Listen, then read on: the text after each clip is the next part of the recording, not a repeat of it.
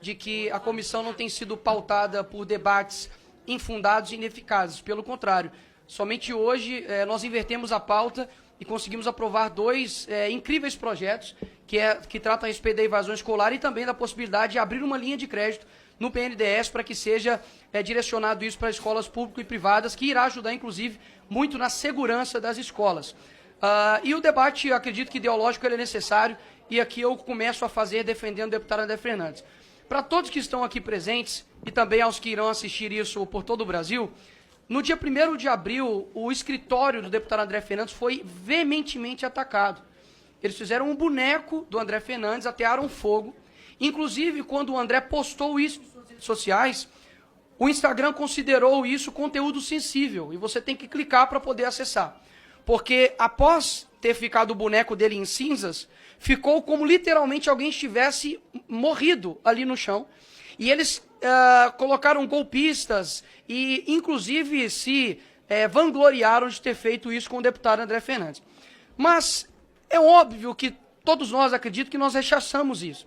O que eu quero levantar o ponto aqui é com relação à narrativa que é criada quando tem esse tipo de ato e como a esquerda ela se utiliza de uma defesa da democracia quando lhe convém. E explico o porquê. Eu estive no mês retrasado e semana passada com uma pessoa que é dita como golpista, como terrorista, mas que ela tem CPF, ela tem um filho autista. Esta pessoa ela foi condenada a 16 anos. Só para vocês terem ideia, nós temos pessoas aqui no Brasil corruptos que foram os mentores aí do maior esquema de corrupção que o Brasil já viu, que é o Mensalão, que foram condenados a 12 anos e logo após o STJ reduziu sua pena para 8 anos. Ou seja, aos olhos da esquerda, quem roubou bilhões de reais das estatais, desviou dinheiro para ir para educação, para hospital, para saneamento básico, ele é menos terrorista, menos criminoso do que alguém que fez baderna. E de fato é baderna. E eu condeno essa baderna. Eu jamais irei defender quem depredou patrimônio público, quem, por exemplo, ateou fogo, quem veio aqui, mesmo que seja num sentimento de manada, isso está errado. Afinal de contas, você é responsável pelas suas atitudes. Mas nós precisamos ter a proporcionalidade e, inclusive, a ampla defesa, o direito de você, de fato, se defender. Os advogados, durante muito tempo, e alguns até hoje, não têm acesso aos autos, não têm acesso ao processo. E como que se é tão desproporcional de que essas pessoas que estão sendo condenadas a 16 anos, elas são pessoas comuns. Não deveria o foro delas ser, por exemplo, o STF. Por que isso está acontecendo? Porque há claramente hoje no Brasil, e eu falo isso aqui com pesar, de que há uma clara revanchismo judicial contra pessoas que se alinham ideologicamente ao Bolsonaro. Nós temos hoje no Brasil vivendo uma anormalidade. Eu pergunto aos senhores, todos estão presentes aqui, e o Brasil, qual corrupto hoje está na cadeia?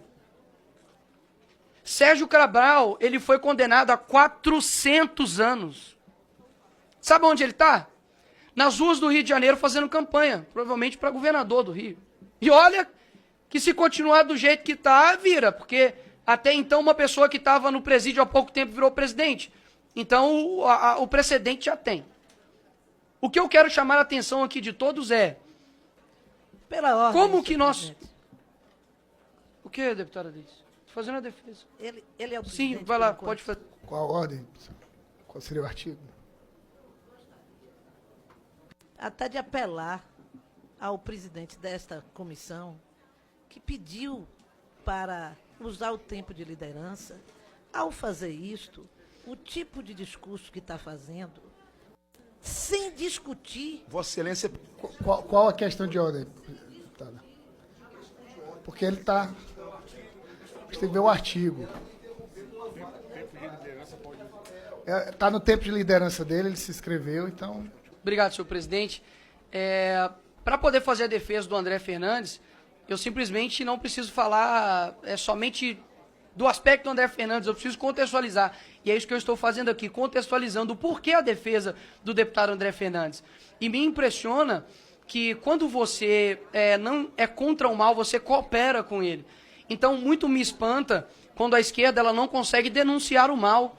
Eu já vi aqui em diversos momentos aqui dessa casa, ministros de Estado não conseguir denunciar o mal que eu acredito que acontece, por exemplo, na Venezuela. É só colocar assim no YouTube, para quem está assistindo, coloca assim, ó, tanque de guerra Venezuela. Você vai ver literalmente tanques de guerra passando sobre civis na Venezuela. Inclusive a própria ONU, que tanto eles utilizam para poder dizer que é uma verdade infindável de uma organização, já condenou os atos tanto da Venezuela quanto da Nicarágua.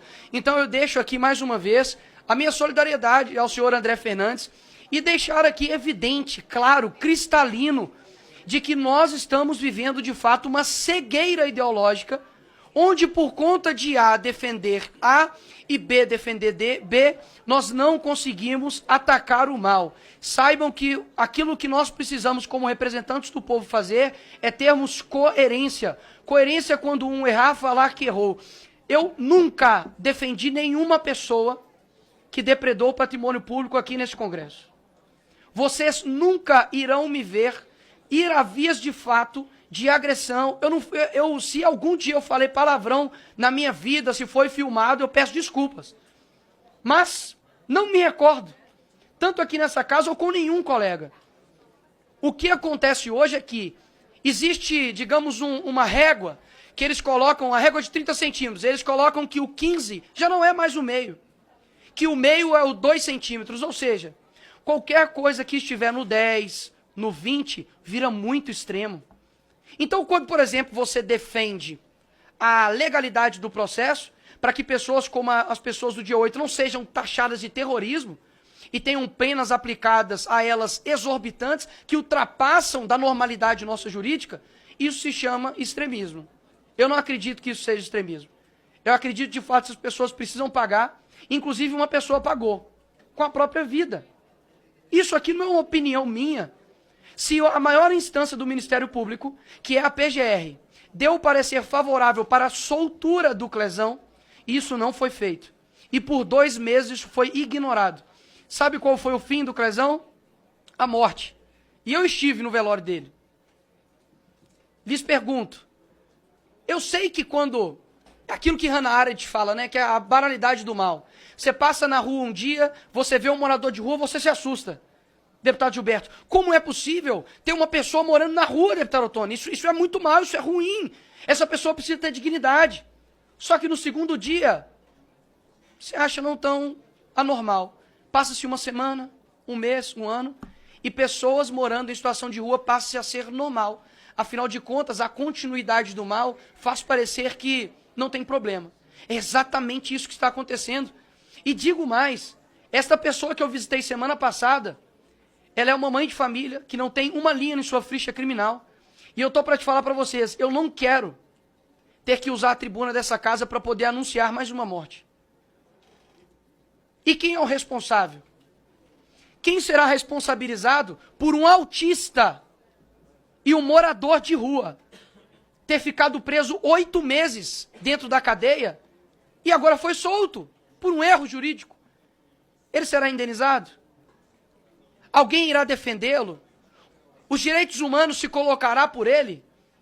Ou seja, é necessário, ao defender deputado André Fernandes, mostrar todo o contexto anterior de explicar o porquê eles não serão favoráveis a pedir, não para que puna, porque o nosso papel não é esse, aqui não é uma comissão parlamentar de inquérito, mas pedir meramente, senhores, para quem talvez aqui não está entendendo, é solicitar à Procuradoria-Geral da República que apure possíveis crimes.